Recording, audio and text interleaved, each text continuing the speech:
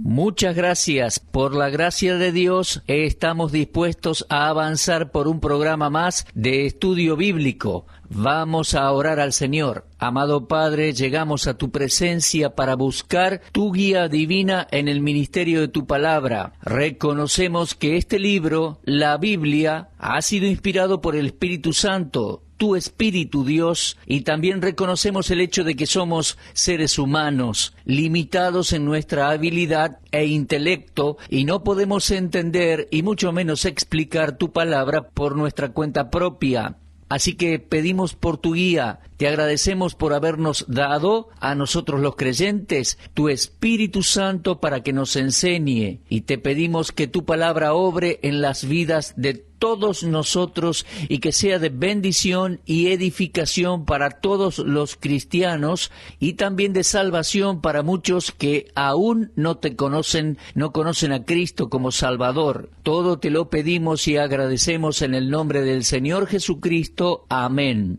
Muy bien, mis amigos, vamos a Génesis capítulo 4. En nuestro último programa estuvimos viendo la maldición de Dios sobre el hombre Caín. En el versículo 11, él había dicho: ahora pues, maldito seas tú de la tierra, que abrió su boca para recibir de tu mano la sangre de tu hermano, y cuando labres la tierra no te volverá a dar su fuerza. Errante y extranjero serás en la tierra. Estuvimos viendo esa maldición, ese juicio de Dios en el programa anterior. Mencioné el hecho de que este es el primer ser humano en ser maldecido por Dios. Antes la serpiente había sido maldecida y la tierra había sido maldecida, pero el hombre no había sido maldecido sino hasta aquí, capítulo 4. También vimos algo de lo que significa la maldición y vimos allí la palabra anatema en 1 Corintios 16. Vamos a continuar un poquito sobre eso.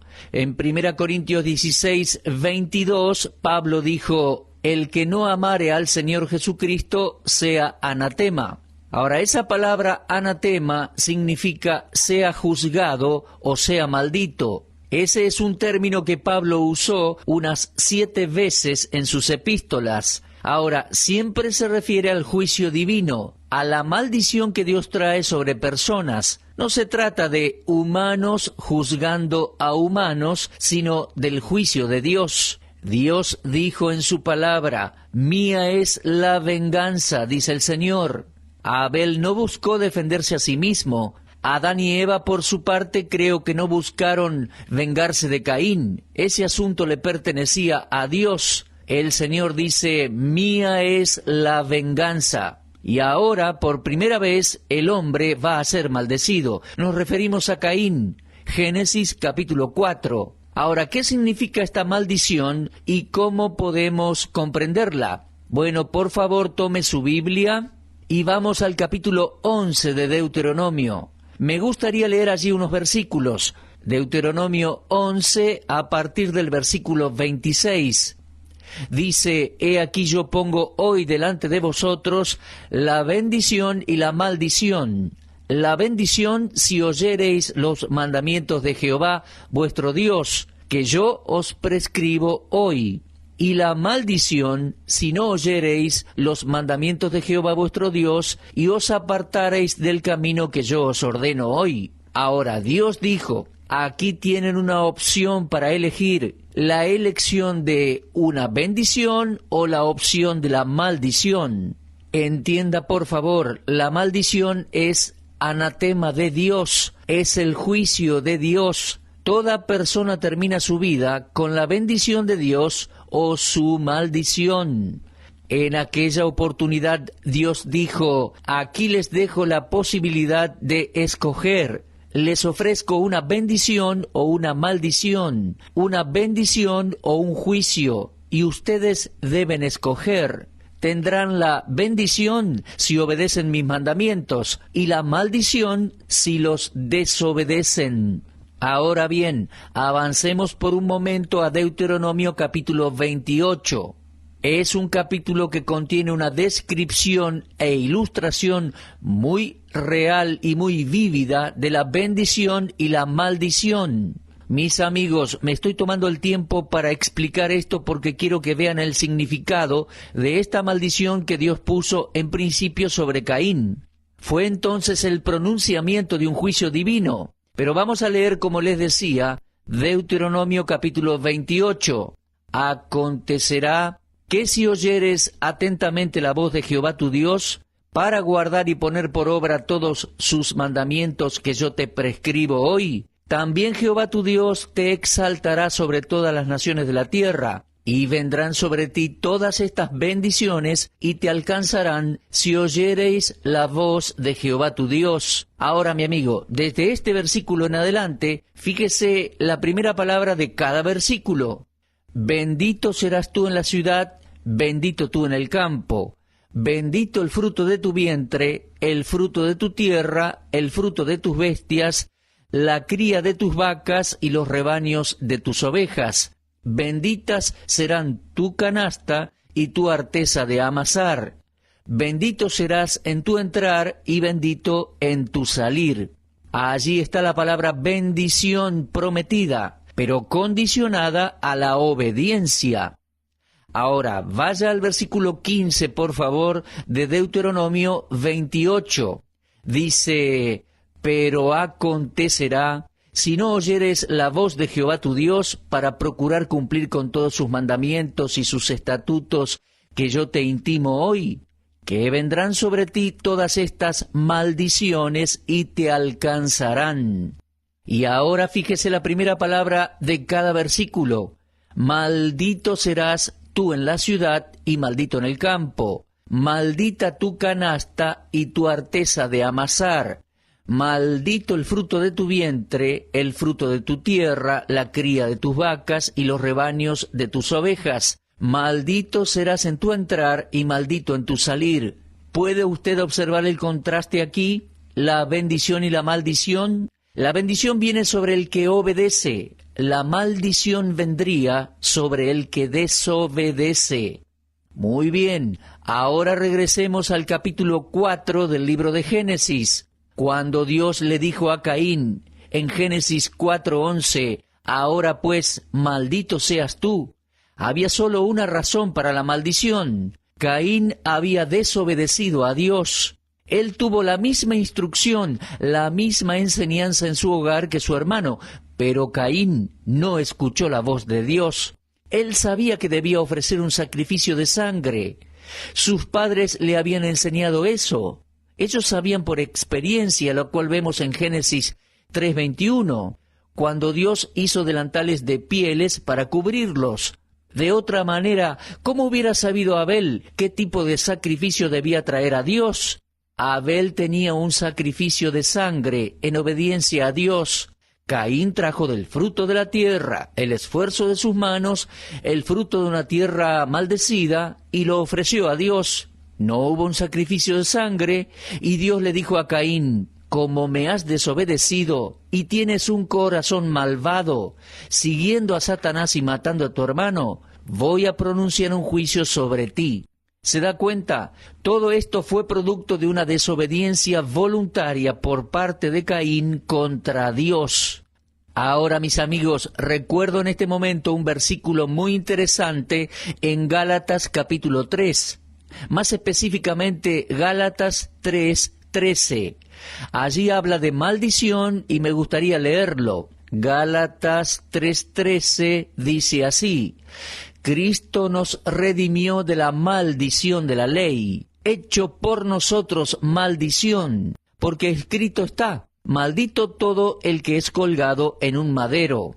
Ahora, allí encontramos la palabra maldición 3 veces. ¿Qué está diciendo ese versículo? Que Cristo nos rescató del juicio de la ley, de la maldición de la ley, que Él se hizo maldición por nosotros, porque escrito está: maldito todo aquel que es colgado en un madero. Cuando nuestro Señor Jesucristo estuvo en la cruz del Calvario, estaba cargando nuestros pecados, sus pecados, mi estimado oyente, y los míos sobre su cuerpo en la cruz.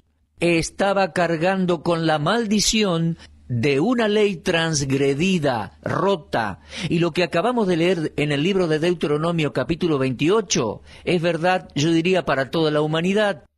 Ninguno de nosotros hemos obedecido todos los mandamientos de Dios. Hemos violado la santa ley de Dios y hemos quedado expuestos al juicio de Dios. Pero el Señor Jesucristo cargó con nuestra maldición en su propio cuerpo cuando derramó su sangre en la cruz del Calvario. Ahora bien, allá en Génesis 4, Abel trajo un sacrificio de sangre que era figura de Cristo, y Dios aceptó a Abel y le agradó su ofrenda, pero no miró con agrado a Caín y a su ofrenda. Así que la maldición, el juicio, el anatema de Dios recayó sobre Caín una vez que él había asesinado a su hermano. Ahora bien, avanzando por Génesis capítulo 4, vamos al versículo 13. Allí leemos: dijo Caín a Jehová, grande es mi castigo para ser soportado. He aquí me echas hoy de la tierra, y de tu presencia me esconderé, y seré errante y extranjero en la tierra. Bueno, mi amigo, esa fue su elección. Él eligió eso. El Hijo de Dios no es un vagabundo errante, no es un fugitivo. Yo no estoy huyendo de Dios. He venido a Dios por medio de la fe en Jesucristo. Estoy bajo la bendición de su sangre derramada. Y Primera de Juan 1:7 dice: la sangre de Jesucristo, su Hijo, nos limpia de todo pecado. Yo tengo un destino. Soy un peregrino transitorio, pero tengo un destino. Pero el incrédulo, el inconverso, es un vagabundo errante, un fugitivo, no tiene un hogar asegurado, un hogar celestial, no tiene relación con Dios, fue cortado de la vida de Dios. Caín era un incrédulo, un fugitivo y un vagabundo, pero él así lo decidió. ¡Qué cuadro tremendo! ¡Qué cuadro del incrédulo! El hombre o la mujer que no tiene a Cristo es así. Ve, este pasaje en Génesis 4 tiene que ver con venir a Dios con un sacrificio de sangre, o si no, traerle las obras de nuestras propias manos. Mis amigos, existe una religión en la actualidad adoptada por millones de seres humanos, católicos, protestantes, es la religión de las obras. El hombre busca hacer algo, trata de entregar algo para aplacar la justa indignación de la santidad de Dios, pero nunca va a funcionar. Tito 3:5 dice: Dios nos salvó, a nosotros los creyentes, no por obras de justicia que nosotros hubiéramos hecho, sino por su misericordia, por el lavamiento de la regeneración y por la renovación en el Espíritu Santo.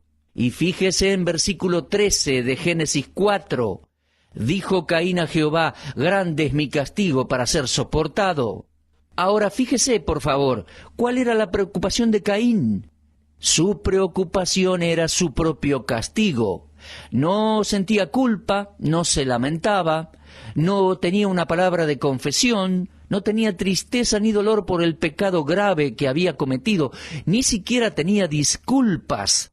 Él no vino a Dios y le dijo: Señor, he pecado, lo lamento por mi pecado, aquí traigo un cordero como sacrificio. No, Caín solo estaba interesado en sí mismo, y él dijo: grande es mi castigo para ser soportado. Hace ya unos cuantos años, cuando era pastor en una iglesia, tuve en una oportunidad el privilegio de visitar, y eso en más de una ocasión, distintas penitenciarías al norte de la ciudad. Iba periódicamente a esas prisiones, y si un prisionero quería hablar conmigo o necesitaba consejo, con mucho gusto me sentaba con él para conversar. En algunos casos tuve el privilegio de guiar a alguna persona a Cristo, y otros ya eran cristianos o habían recibido a Cristo por medio de algún programa radial. Pero saben, en más de una ocasión me sentaba al lado de un preso a conversar y me daba cuenta que esa persona solo sentía pena por sus pecados porque había sido atrapada. Y la prueba de que esa tristeza solo se debía a estar preso era el hecho de que cuando uno de ellos quedaba libre, iba y volvía a hacer exactamente lo mismo, cometía el mismo pecado, el mismo delito. Saben, mis amigos, yo creo que Caín es un cuadro de eso. Él vivió allí en lamento, pero solo se lamentó porque el castigo era muy grande. Mis amigos, la paga del pecado es muerte. El pecado siempre paga y paga mal. Y en la eternidad será demasiado tarde para arrepentirse. Será demasiado tarde para confesar. Hoy es el día de la confesión, del perdón y de la salvación. Todo ser humano debe acudir a Dios, reconociendo sus pecados y confiar en la muerte sacrificial y la sangre derramada en la cruz del Señor Jesucristo. Ahora, mis amigos, hay un versículo en el libro de Esdras, capítulo 9, versículo 13, que dice así: Tú, Dios nuestro, no nos has castigado de acuerdo con nuestras iniquidades. Tú, Dios nuestro, no nos has castigado de acuerdo con nuestras iniquidades. Mi amigo, así oro yo, así lo expreso yo.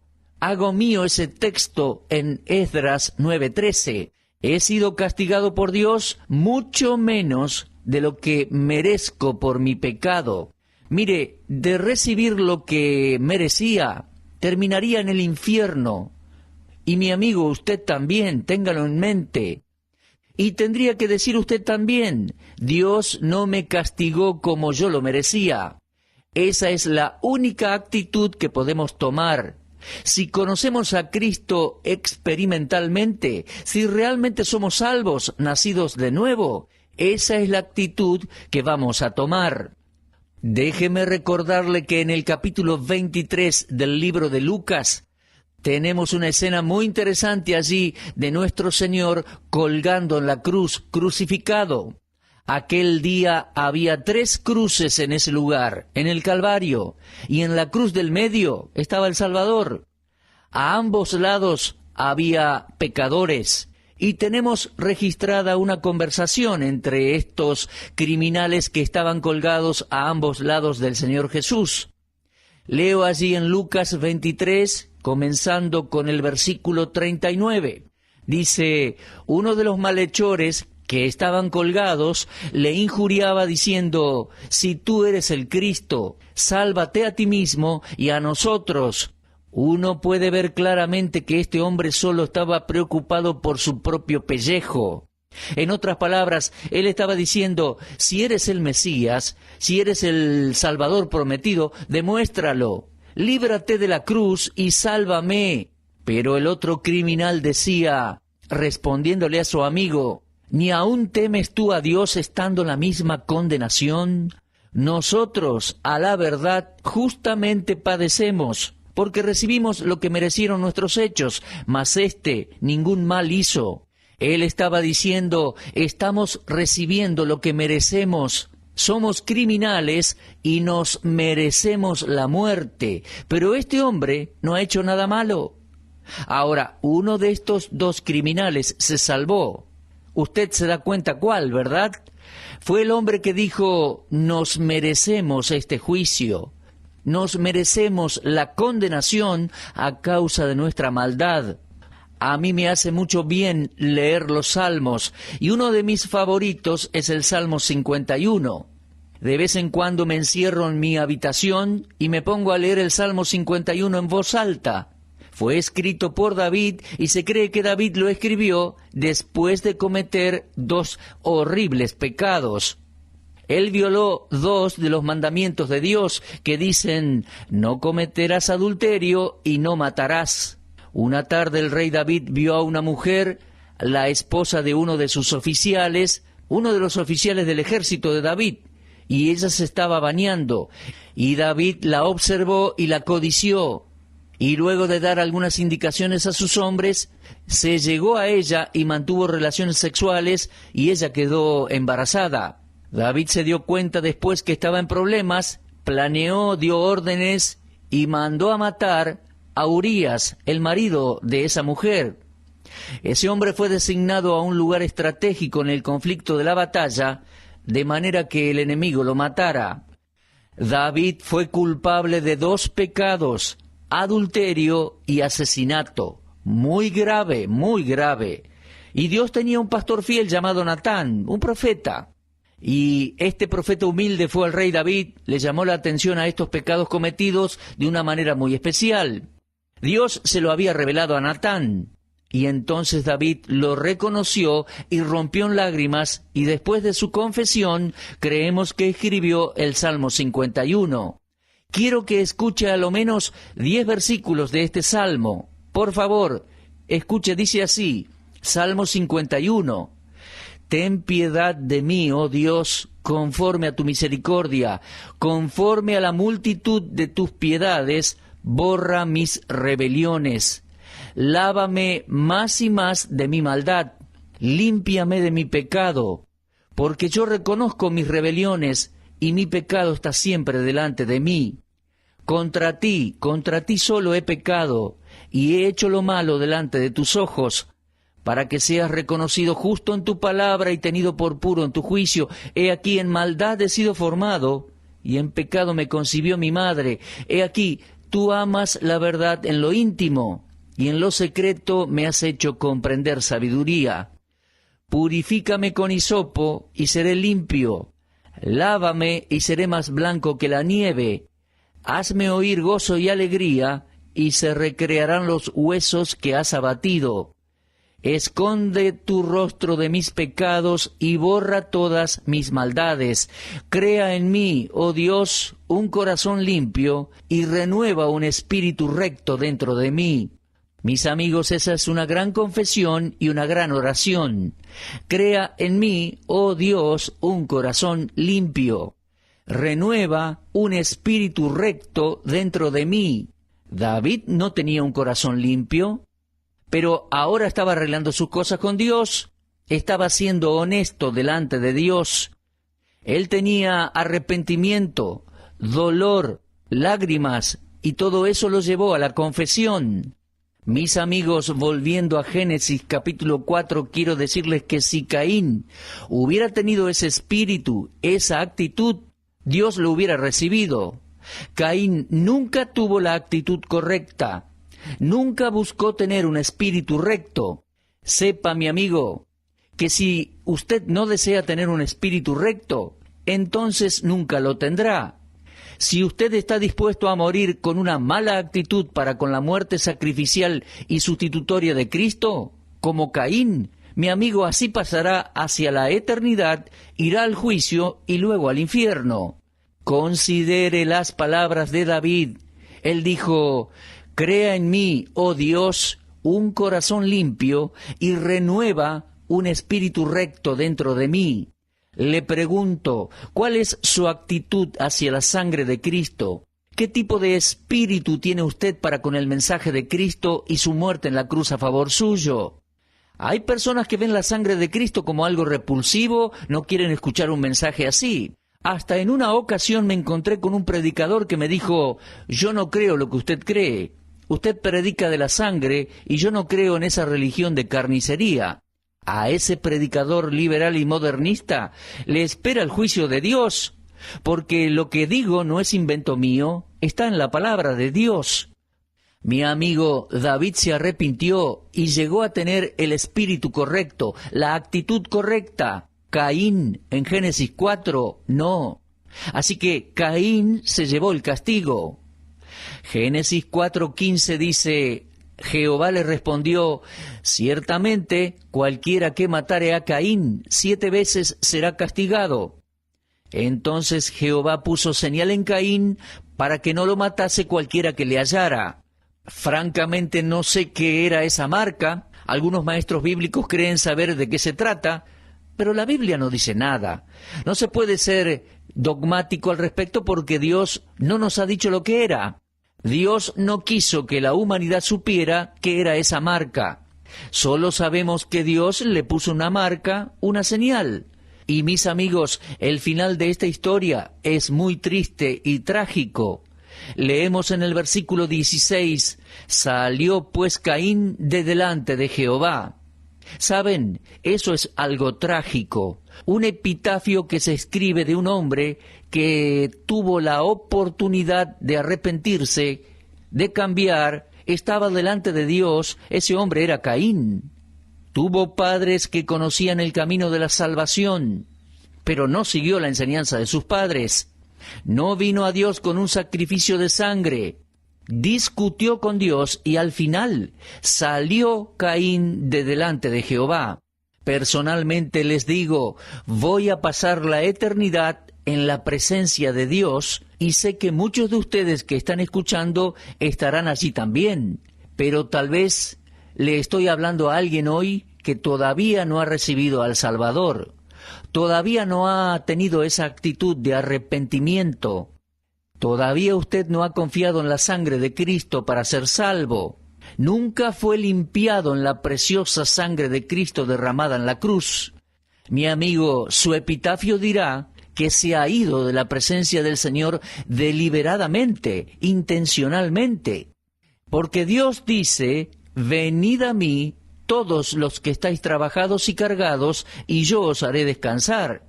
Dios no dice a los seres humanos, váyanse, sino que dice, venid a mí. Y Dios le está diciendo a cada uno de los pecadores que vengan a Él. Les está pidiendo que vengan a Él. Pero sabe, solo hay un camino. Es la persona de Cristo. Y solo hay una manera. Es a través de su sacrificio en la cruz y el derramamiento de su propia sangre. Jesucristo murió por nuestros pecados y resucitó para ser nuestro Salvador y llevarnos a Dios. Mi amigo, no siga el camino de Caín. Vuélvase a Dios, vuélvase a Dios. Él no solo lo está esperando, sino que lo está llamando. Crea en el Señor Jesucristo y será salvo para siempre. Bueno, Dios mediante, vamos a continuar con nuestro estudio en Génesis. Gracias por acompañarnos en el día de hoy y será hasta entonces.